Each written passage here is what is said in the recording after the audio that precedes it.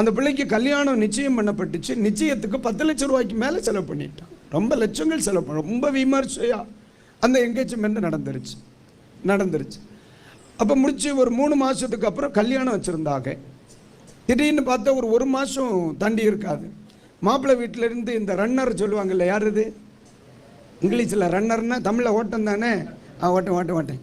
அவள் காலையில் வந்து ஒரு நாள் சொல்லுதார், கையில் கொடுத்துருந்த காப்பை கொடுத்துட்டு இந்த கல்யாணம் என்ன செய்யாது, நடக்காதுன்ட்டேன், இந்த பொண்ணு வேண்டாமா, அதனால் நீங்கள் தந்ததெல்லாம் நாங்கள் கொடுத்துட்றோம் அப்படின்னு சொல்லி கல்யாணம் நின்று போச்சு. இந்த குடும்பம் செத்த வீடை விட மோசம்னே, அவ்வளோ வேதனை. ஏன்னா பல லட்ச ரூபா செலவு பண்ணி என்கேஜ்மெண்ட் நடத்தினோம், அவ்வளோ விமர்சனம் நடத்தினாங்க. 2 பேரும் கவர்மெண்ட் எம்ப்ளாயி.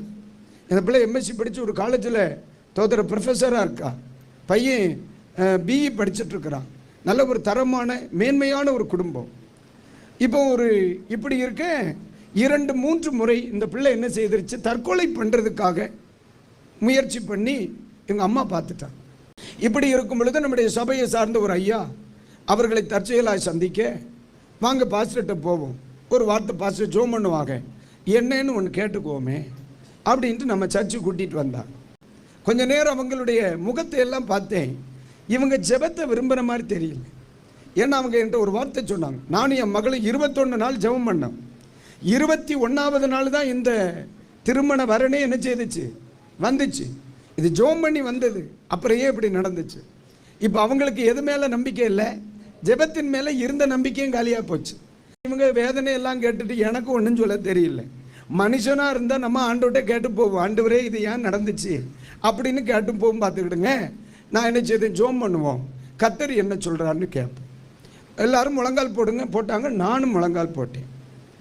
அப்போ முழங்கால் போட்ட உடனே சிலருக்கெல்லாம் 10 தோத்திரம் பண்ணால் தான் தெய்வ வார்த்தை வெளிப்படும். சில நேரத்தில் சிலருக்கெல்லாம் தெய்வ வார்த்தை வெளிப்படணும்னு ரொம்ப நாள் போராடிக்கிட்டு கிடக்கணும். ஆனால் அந்த குடும்பத்துக்கு ஜோம் பண்ண முழங்கால் போட்டோன்னே கர்த்தர் சொன்னார், சகலமும் நன்மைக்கு எதுவாய் நடந்திருக்கிறது, இந்த குடும்பத்துக்கு நான் நன்மை செய்திருக்கிறேன். ரோமர் 8:28 சொல்லுகிறது, கர்த்தர் தம்மில் அன்பு கூறுகிறவர்களுக்கு சகலமும் நன்மைக்கு எதுவாய் செய்திருக்கிறார். நான் இந்த வார்த்தையை சொல்லுதேன், ஜோம் பண்ணி இந்த வார்த்தையை சொல்லி ஜோம் பண்ணி முடிச்சிட்டேன். என்ன எப்படி பார்த்துருப்பான்னு நினைக்கிறேன். அண்ணே நீ இப்போ பார்க்கல, எப்படி தான் உனக்கு தலை ஜோம் இல்லையான்னு பார்த்த மாதிரியே இருக்கு. ஆண்டவர் சொல்ல, இல்லை நன்மைக்காக நடந்திருக்கு, இல்லை அவனால் ஏற்றுக்கொள்ள முடியல. சில நேரம் அப்படித்தான்ப்பா, ஆண்டவர் நம்முடைய வாழ்க்கையில் செய்கிற சில காரியங்கள் நம்மளால ஏற்றுக்கொள்ள முடியாது. ஆனால் ஒன்று சொல்லட்டாமா, நீ ஏற்றுக்கொள்றியோ இல்லையோ அப்பா எதையும் நன்மைக்காக தான்ப்பா செய்வார். உங்கள் இடத்துல நான் இருந்தால் உருப்படியாக ஒரு அலையிலையா சொல்லியிருப்பேன். சரி, இதெல்லாம் கேட்கணும்னு இருந்திருக்கு. நான் ஒன்று சொல்லட்டுமா இல்லைனே, நீங்கள் நினைக்கிற மாதிரி நடக்கட்டுமே, நீங்கள் நினைக்காதது மாதிரி நடக்கட்டுமே, நீங்கள் விரும்புகிற மாதிரி நடக்கட்டுமே, நீங்கள் விரும்பாதது மாதிரி நடக்கட்டுமே, உன்னை சந்தோஷப்படுத்துகிற மாதிரி நடக்கட்டுமே, உன்னை துக்கப்படுத்துகிற மாதிரி நடக்கட்டுமே. ஆனால் ஒன்று மட்டும் சொல்லுவேம்மா, அது ஆண்டவர் செய்தார்னா அது நன்மைக்காகத்தான் இருக்கு. இதை ஏற்றுக்கொள்கிறேன் என்று உங்களால் முடியுமான்னு எனக்கு தெரியல. ஏற்றுக்கொள்கிறதா இருந்தால் ஒரு அல்லேலூயா சொல்லலை. அல்லேலூயா. சிலர் மனிதர்கள் மரித்திருக்கிறார்களே, நான் எப்படி ஏற்றுக்கொள்ள முடியும்? ஏற்றுக்கொண்டு தான் ஆகணும் சொல்லி. பட் அவங்க ஏற்றுக்கொள்கிற மாதிரி தெரிலனே, வாய்ப்பே இல்லை. அவங்க என்னை பார்த்த பார்வை என்னால் ஜீரணிக்கவே முடியாது. அந்த பிள்ளைக்கு இன்னொரு கல்யாணம் நடந்துச்சு, ஒருத்தர் கொஞ்சம் தூரமாக அனுப்புனாங்க, ரொம்ப நல்லா இருக்காங்க. ஆனால் அதில் புரிய வேண்டிய ஒரு காரியம் ஒன்று சொல்கிறேன். ஒரு 2 வருஷம் இருக்கும் பார்த்துக்கிடுங்க. இதெல்லாம் நான் சொல்லி வருவது. ஒரு 2 வருஷத்துக்கு பிறகு ஒரு நாள் காலையில் 6 மணிக்கு ஜெபத்தை முடிச்சுட்டு சர்ச்சில் ஒரு 6:30 மணி இருக்கும், நான் உட்காந்துருக்கிறேன். திடீர்னு ஒரு வண்டியை முன்னாடி சர்ச்சு முன்னாடி வந்து நின்றுச்சு.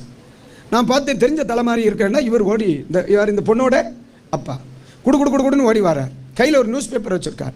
எப்பா வாங்க உட்காருங்கன்னு சொல்லி அவரை உட்கார வச்சு என்ன நடந்துச்சுன்னு, ஆண்டவர் எல்லாம் நன்மைக்காக தையா செய்திருக்கார் அப்படின்னு. இதை தான் 2 வருஷத்துக்கு முன்னால் நான் சொன்னேன். அப்போ நீ என்ன செய்யலை, என்னை முறைச்சி பார்த்தா. ஆனால் இப்போ நீ வந்து சொல்லுதியே என்ன நடக்கு அப்படின்னு. என்ன நடந்துச்சு தெரியுமா? பேப்பரில் ஒரு செய்தியை காமிச்சேன். நாங்குநேரியிலேருந்து வள்ளியூருக்கு வர இடத்துல கொஞ்சம் வருஷத்துக்கு முன்னால் ஒரு ஆல்டோ கார் தலைக்குப்புற விழுந்து 2 பேர் செத்து போயிட்டாங்க. 2 பேர். அது யார் தெரியுமா ஐயா? இந்த பையன் இந்த பிள்ளைக்கு கேட்டு என்கேஜ்மெண்ட் முடிச்சாம்ல அந்த பையன். அவர் பேப்பர் எடுத்து வச்சுட்டு காமிச்சிட்டு சொல்லுதார், இன்னைக்கு என் பிள்ளை விதவியாக இருந்திருப்பா. சொல்லுது தினவரி புரியுதானே உங்களுக்கு? அல்லேலூயா. எந்த பையனுக்கு என்கேஜ்மெண்ட் முடிஞ்சிச்சோ, எந்த பையன் வாழ்க்கை கொடுக்குறேன்னு சொல்லிட்டு வார்த்தையை மாறினானோ, அந்த பையனுடைய ஃபோட்டோ எங்கே இருக்குது? காகிதத்தில் நியூஸ் பேப்பரில் இருக்குது. எப்படி? செத்து போனவர்களின் பட்டியலில். இப்போ சொல்லுங்க, அப்பா நல்லது செய்வாரா தீமை செய்வாரா? இப்போ சொல்லுங்க தங்கச்சி, அப்பா நல்லது செய்வாரா தீமை செய்வாரா? அம்மா இப்போ சொல்லுங்க, அப்பா நல்லது செய்வாரா தீமை செய்வாரா? நல்லது தான் அம்மா செய்வார். ஆனால் சில நேரத்தில் அதை நம்மளால் ஏற்றுக்கொள்ள முடியல. அது நம்முடைய மனநிலைக்கு வித்தியாசமாக இருக்குது. அதை நம்ம புரிஞ்சுக்கிறதுக்கு கொஞ்சம் வித்தியாசமாக இருக்குது. நம்முடைய சூழ்நிலைகளுக்கு கொஞ்சம் வித்தியாசமாக இருக்குது.